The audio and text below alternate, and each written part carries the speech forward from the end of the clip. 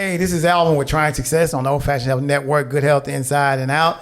And today I have an amazing show. I'm excited because we have a new show coming to the network.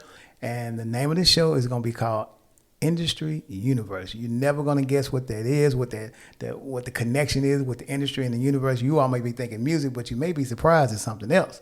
So I will take the time out now. I won't talk too much so I can introduce you all to my host, and that is Mr. Hamp. Hamp, how you doing, man? Doing good. Good. So tell the people a little bit about this new show, Industry Universe.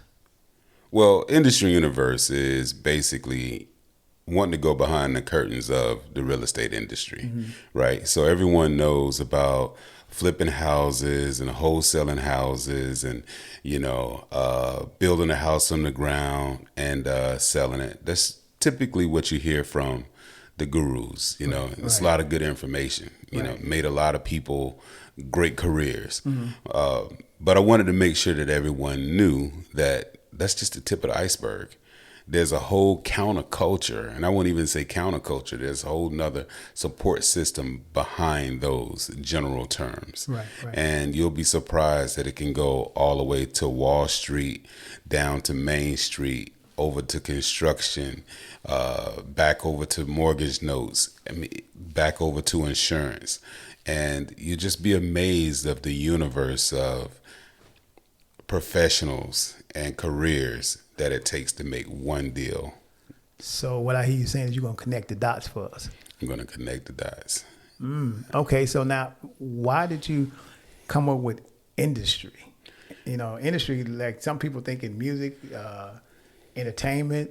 What made you pick industry? Well, industry is a great term because the reason why I say industry, in every industry, they will call it industry. Right, I was talking about the retail industry, they would know it as the industry too. Right. If I was talking about stocks, that would be the industry. Okay. If I was talking about music, of course, we're in Atlanta, so Atlanta's the music mecca right now. Okay. Also the movie mecca, right. But that's the industry as well. Got it. But in my profession and my expertise is in real estate, and it's known as the industry for real estate professionals as well. Okay, so so I want y'all to understand, we're not talking about just selling real estate. He's talking about from digging the trenches and all that kind of thing, right? You're talking about from the grunt to the ladders. Yeah. Okay.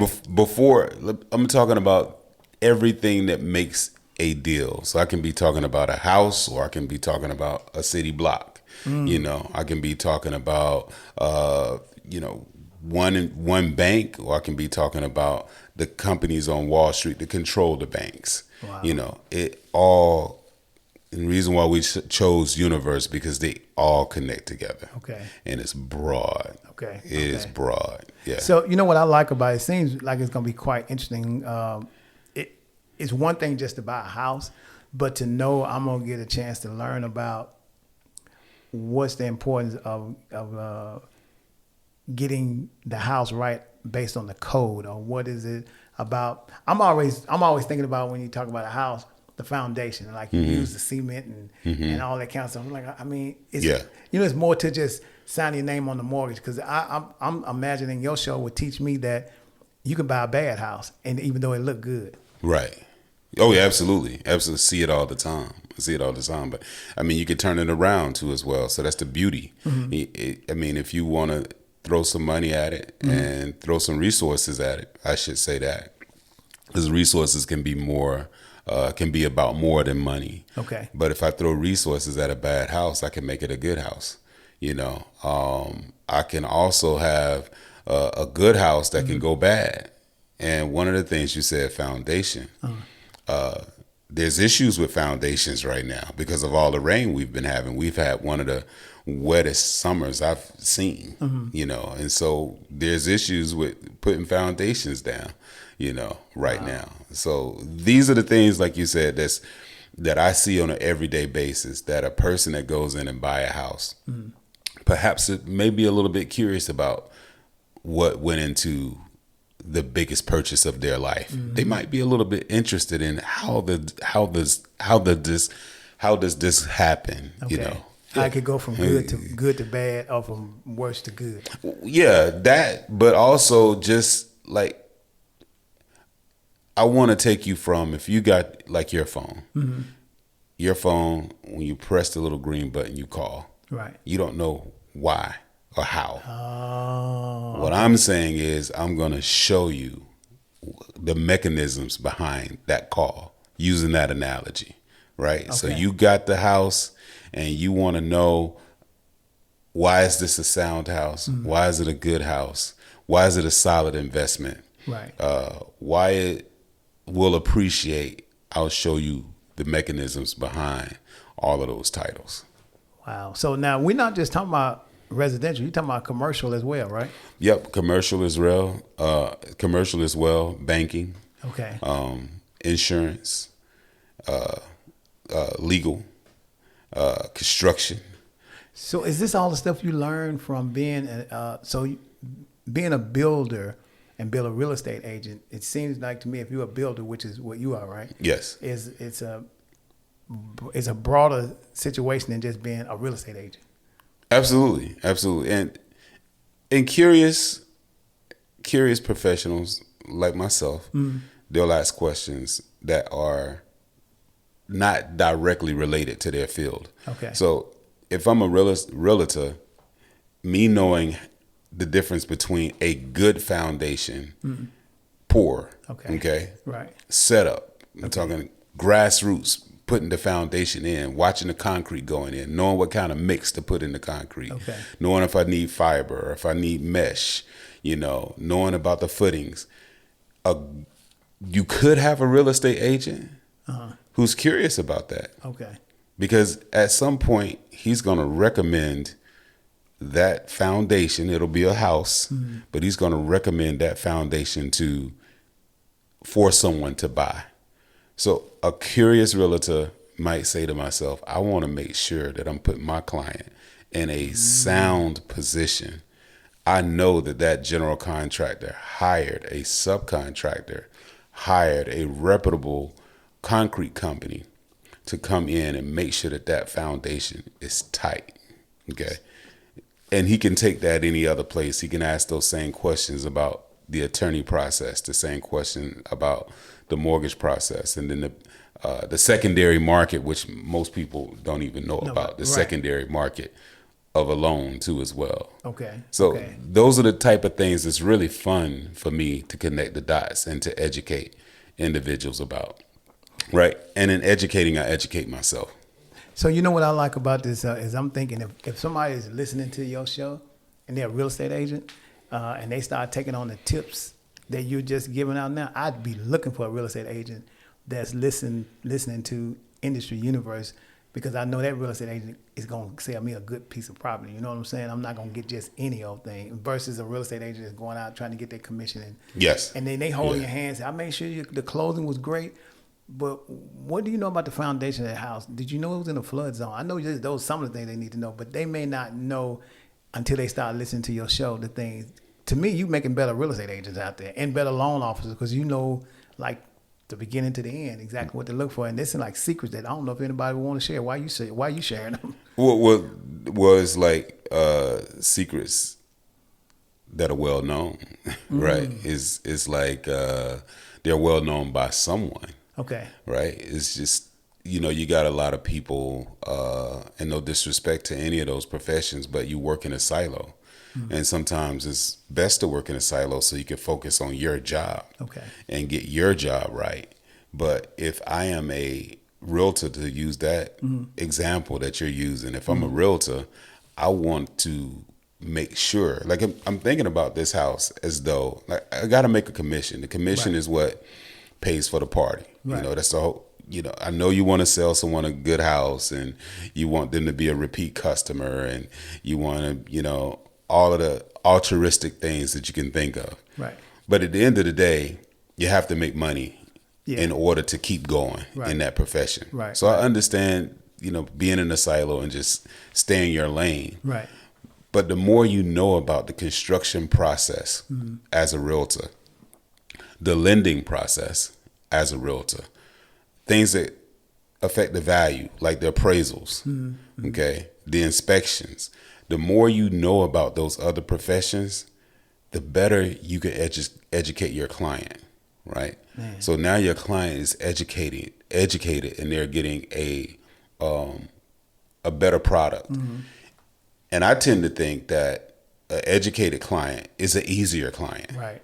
Okay. Right. Because now they know what they're looking for, and even more important, they know what they don't want. Okay. So they can make a decision quicker, which is better for that agent. So let me ask you this: your show, Industry Universe, will you be teaching people or educating people or sharing with us why it's not to be afraid of the economy when it comes to buying a house, or should you be afraid when it comes to buying a house? Not just a house, but suppose I want to buy a commercial building, right? And I'm thinking that the economy is bad. The economy is bad. Is there something you could teach me that'll make me feel like, don't worry about the economy. Stay on your focus. Do you have something for that? So,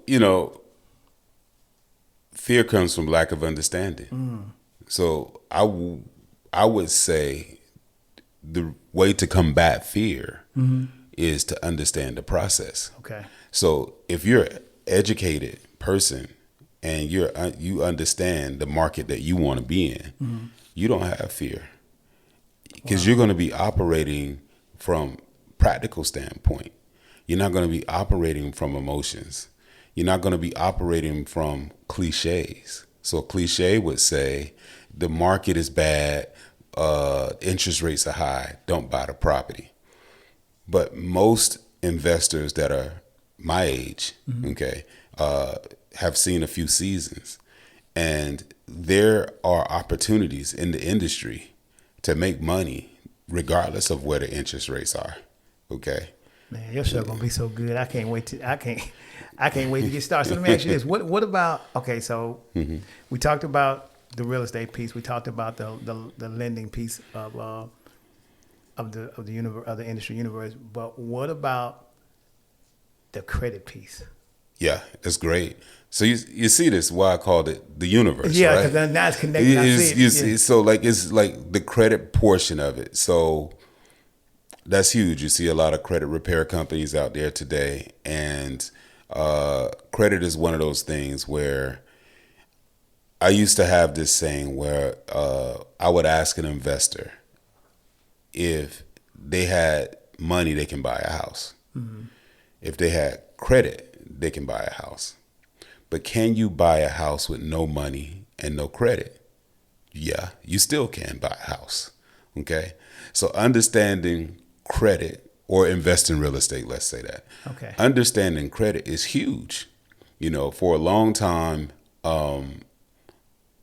I didn't respect credit because I was able to make moves without credit. Okay. Right. And then I started paying attention to my credit. I was like, wow, I can make some moves with my credit here to complement the moves that I make without credit. So now I can do like a hybrid where I'm using some of my credit and I'm using some of my resources, right? I raise some money, or I use hard money. You mentioned hard money before we started the show. Right.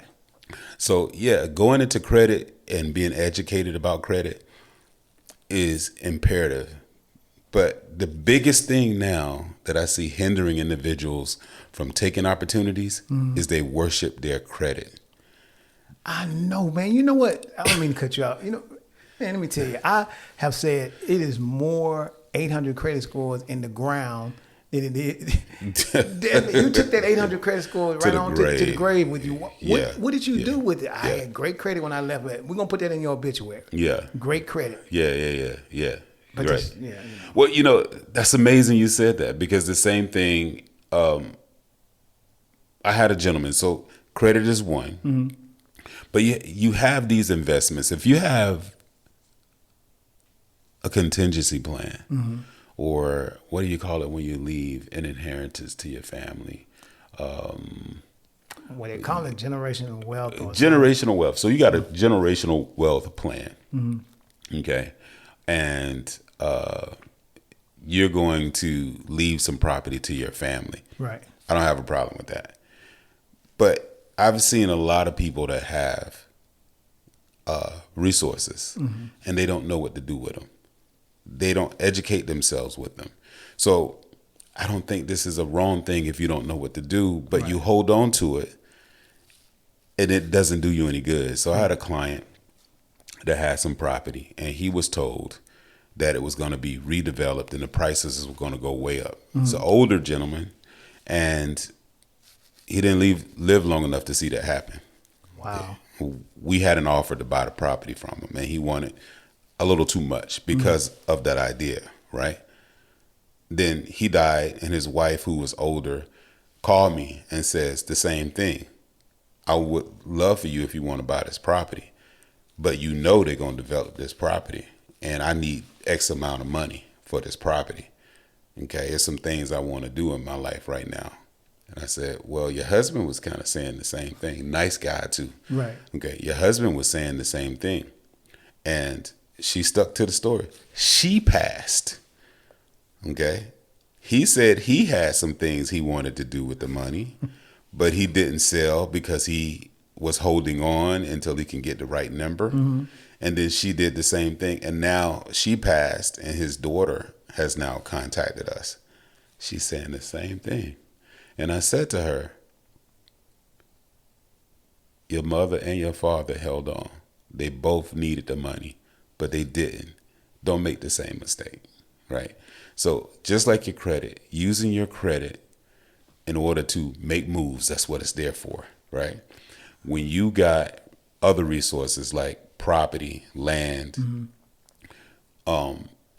it could have been an inheritance for you, but know when the right time to let it go so you can benefit, maybe trade up to get a bigger, better investment. Right. Yeah.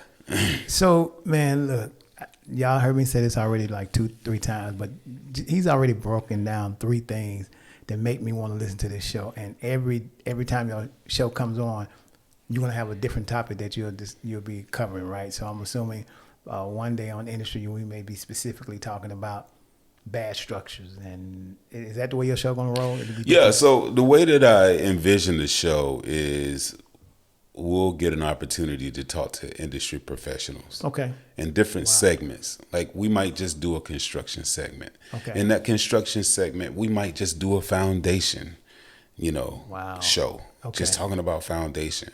We might just do a framing show.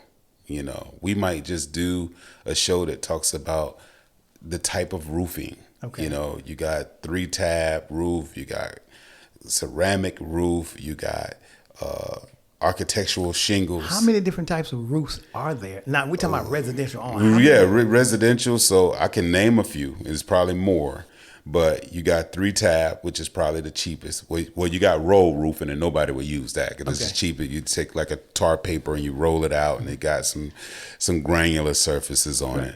And then after that, you got 3-tab, and after 3-tab, you got architectural, and after architectural, you got shingle shake roofing. After shingle shake roofing, you got ceramic roofing, and you got multiple types of ceramic roofing. Then you have metal roofing too as well. And now, of course, they have the solar roofing too now that's coming up. So are all these like for specific to residential? Yeah, that is. You got that many different types of roofs? Yeah, I'm pretty sure I'm missing some. You didn't mention the tin roof. Tin roof would be kind of like on the level of roll roofing, yeah. But they use the metal roof now, But I'm gonna tell you, now I'm old school. Tin roof just make you just sleep good, man. Especially in this type of weather, right? Because it's raining and it comes down. Right. I mean, I grew up on the tin. Well, at least, no, I didn't. But I mean, my family, when I would go home, Mississippi, they had tin roofs, and absolutely. But no leaking. If it did leak, they put some black tar on it. And That's it right. was done. That's it. Wow. That's it. And houses were built different back then. I mean, not to say one is better than the other. It's like saying, the 64 Chevrolet Impala is better than the Ferrari. I mean, they're built different, but I would say they use more solid materials in those houses back then. Right. Now we have the technology. Which one is better? Who could say? Oh man, let me tell you, I'm old school. I would have to say a homemade biscuit is better than a Hungry Jack. I would have to say that. I like that. So how often will your podcast, when you drop a new show, I mean, we get a chance to hear you. I mean, because of the podcast, we can listen to it over and over. But I mean, you have a new segment every 2 weeks, once a month. What you looking at? Or you hadn't came up with that yet?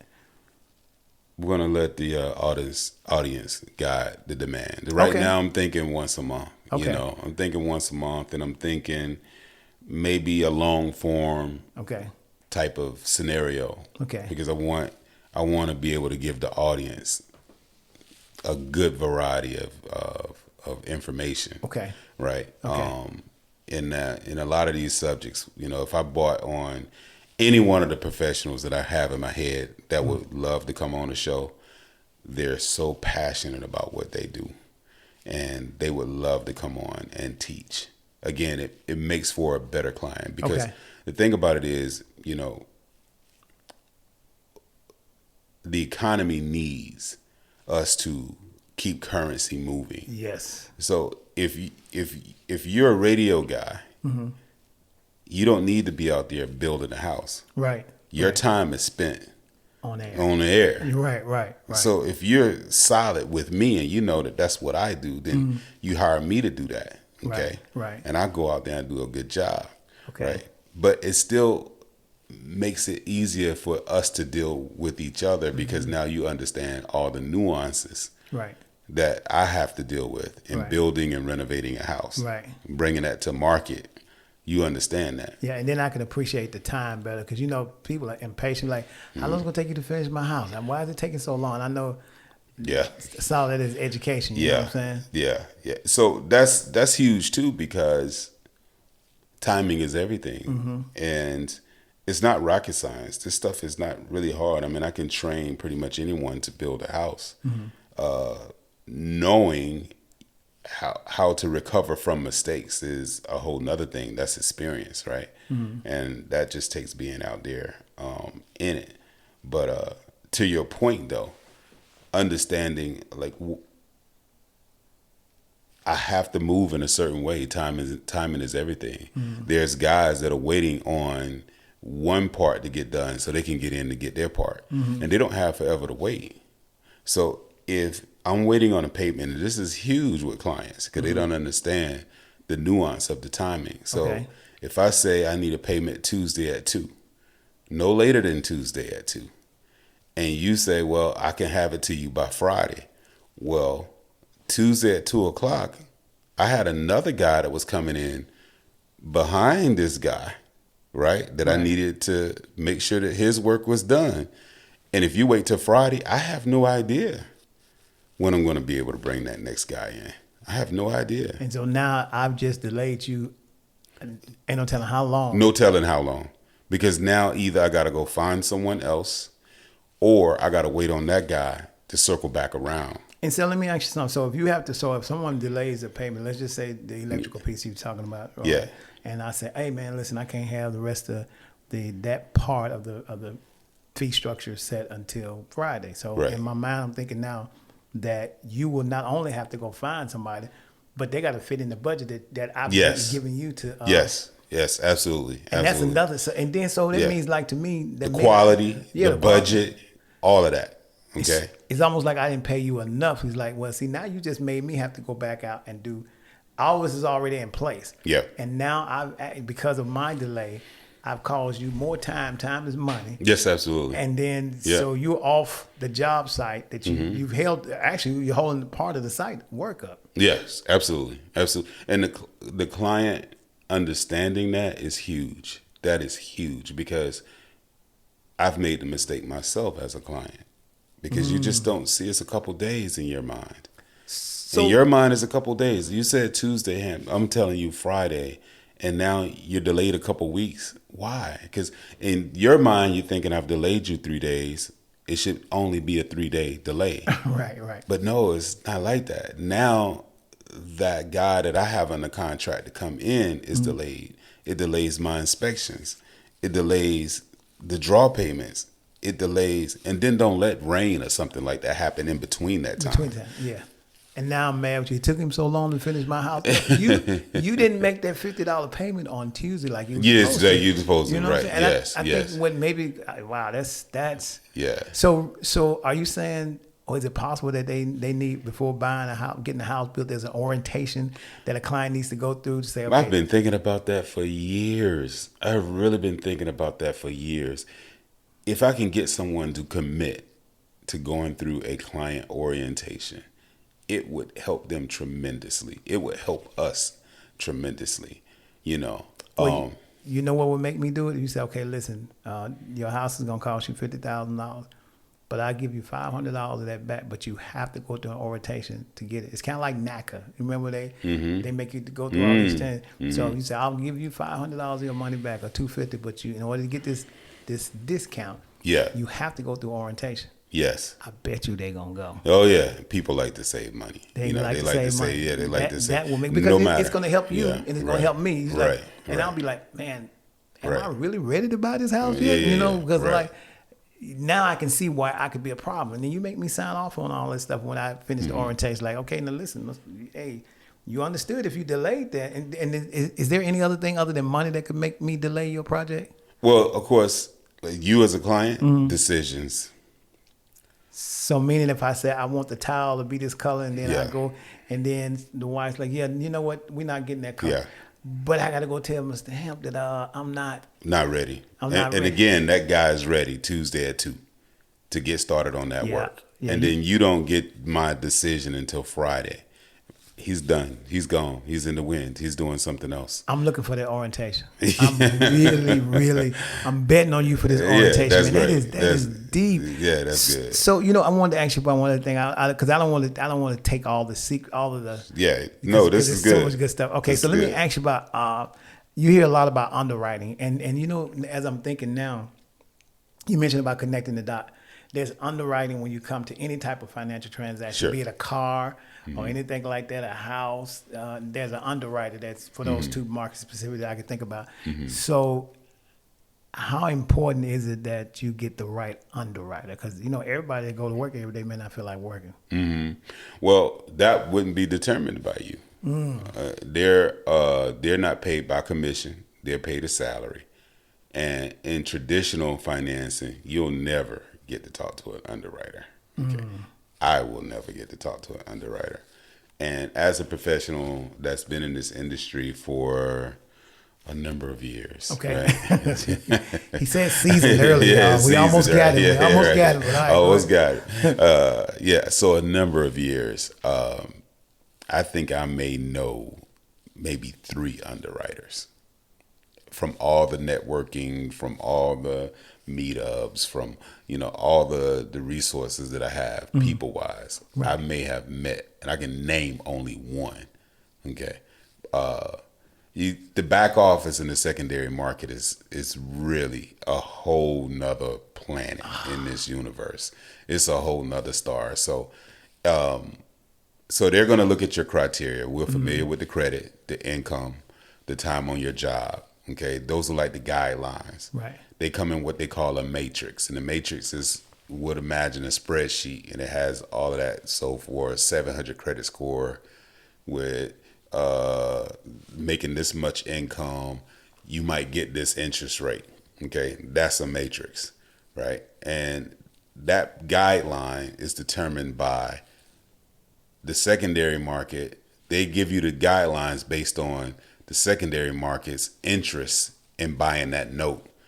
So when you get underwriting, they're looking at you, but they're looking through you to Wall Street, because they want to sell that note. They want to sell you. They want to sell your criteria to Wall Street. So they're selling Alvin at 760 credit score. $200,000 a year, been on his job 20 years, $500,000 in the bank. They selling that. That's what they selling.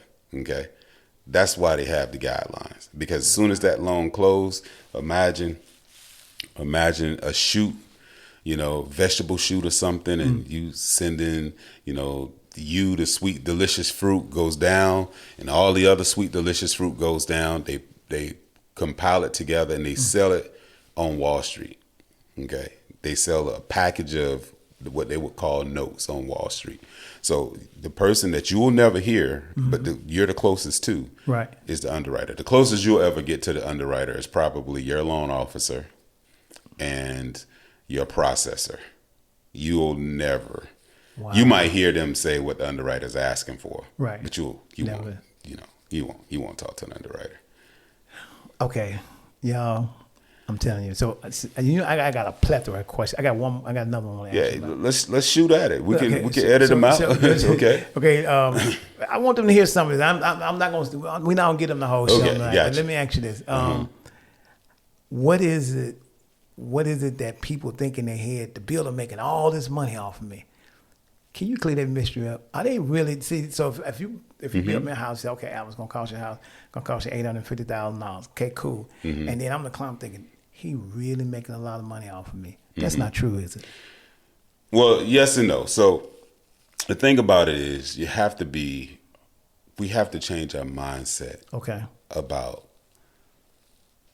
when you try to control things that you should not try to control. I feel that you get yourself into a situation that you can't control. Right. So the average, so you got markup and you got margin. There's a little bit difference in between them. So most builders that you would know would probably mark up that $800,000. So your total price, $850,000, probably has 20% markup. Okay. So whatever that is, $160,000. Margin would be a little bit more. Okay. So you want that guy to make that money. You don't want to try and cut his money back, because if you start trying to cut his money back, remember it's a difference between a individual builder who might not have the same overhead as a larger company. Okay. And they can probably, because they don't have the overhead. Okay. Right. They can probably cut you a break, give you 18%, but he's still going to make, if it's $800,000, his company is going to make good money. Right. But you want that. Okay. Because as he gets paid better, he's going to be able to pay better subs. Okay. You're going to be able to get better materials. You're going to be able to get it done faster. Think about something called the iron triangle, which is time, cost, and quality. Okay.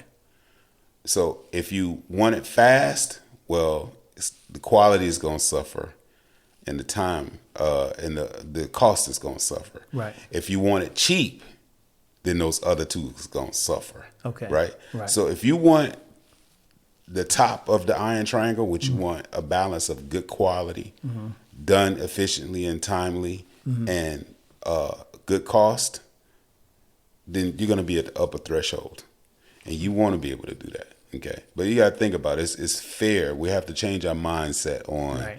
Got to get out of the swap meets and the coupon shopping and all that. Okay, so you want to save, you want to get a good deal, but a good deal is relevant, right? Okay, yeah.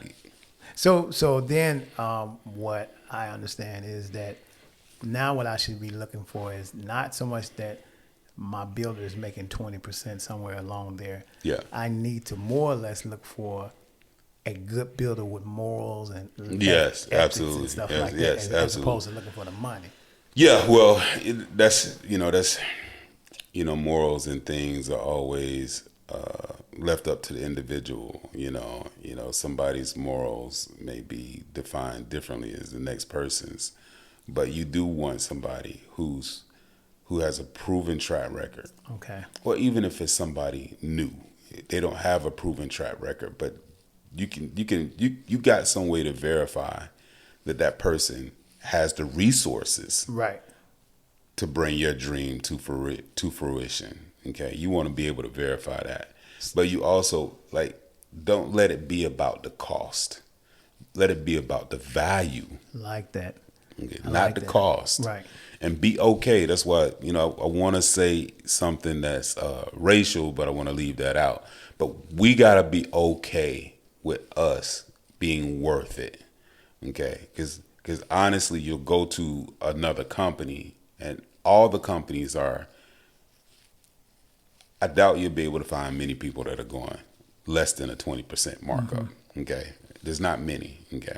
So that's what you call saying it without saying it, right? Yes, sir. Okay. Yes, sir. Yes, sir. In your mind, is there a way to, well, I guess you just can't, you have to do your research to find a good ethical builder. You just can't, But I like the fact that you gave room for the person that's starting up as a builder. Sure. You giving him a fair chance. It's like you one that has 10 or 20 years. Yes. Or somebody restarting. Or restarting. I've had to restart a couple times. You know, Okay. I mean, we'll get into one of the segments where we just might go until it just runs its course, talking about the 2008 crash and how that happened and how it affected everyone. All of us learned that real estate is its own economy. Yes, it is. Okay. Anything dealing with finances is its own company. Anything with finances, it is. Really, it is. Company. Yeah. So, wow. Yeah. So, you like in finding a good person to do your work, it's really, and mindset is a huge thing in today's society. Everyone's talking mindset, and I think it's great. Everyone wants to seek counseling. I think it's great. But you also just have to be okay with, I want this, I want the value of it. And I don't want to cut corners. Like I work with people sometimes who want to cut corners.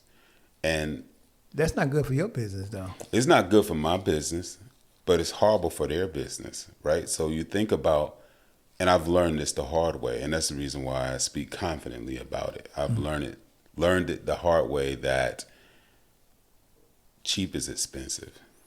It costs you a lot of money. I hope y'all heard that. Cheap is expensive. That's costs a good you one. a lot of money. That's a good one. Yeah. So you think about it in practical terms. I hire someone because they say they can get it done real, real cheap. They take forever, which I'm losing time. They do shoddy work, which I'm suffering in quality, right? And then it don't pass inspections. I paid this guy already. He's bought materials that can't be reused. Now I have to fix that. I have to go in and pay somebody to take down the bad stuff, which is a cost. Right. Then pay someone to put the new stuff back in. And because you didn't use that person first, it's now a liability on him, and he's going to charge you more. Because now the shoddy work that this guy did that he's going behind, he's now liable for. That's right. And he has to compensate himself for possible future issues that he's going to have. So now you thought you were saving $5, but you spent $15 to save the $5. Yes, I know, man. Well, Hamp, I'm not going to, I don't want to spoil it for the people because this is, I could go on and on and on. Now I understand even down to paint, it makes it different when it comes to. Yes, absolutely. Don't even go there. I can go there with the paint. But paint go there with the paint. I'm like, white ain't white or black ain't black. And when it comes to a paint can of Bear versus something else, ain't the same paint. No, it's not. And I was like, and I learned that even with the build out of the school, I was like, okay, so why does this paint look better? And now it doesn't take as many coats. Yeah. You know? Yeah. So, and being cheap, I had to buy a whole new thing of paint because I was trying to save and I lost. Yeah. Trying to buy. You got some experiences that I tell you that are very useful to a forum like this because paint is one of those things that seems so simple. You go in and you look at the cheapest Ace Hardware paint. Okay, I'm not going to call the name, but I can see it in my head. And versus what they call super paint at Sherwin-Williams. Right. The super paint costs more than twice the amount, but I'm going to roll it one time and I'm going to be done. And I'm not even going to need primer. Right. Okay. Whereas in that cheap paint I bought, I need primer. Plus, it don't have good coverage. So instead of being able to buy, say, if you needed 5 gallons to do a room of super paint, you might need 10 gallons of the cheaper paint, and you need primer. But if you're thinking cost, you'll get lost in that. You want to think of value, and then that cheap paint, you touch it, it gets scuffed up real quickly. It's just too much. It's too much. Now, here's the thing. I respect a budget. Right. I respect limitations. Right. I really do. But you want a challenge when you have a budget. Sometimes you have a budget that just don't make sense.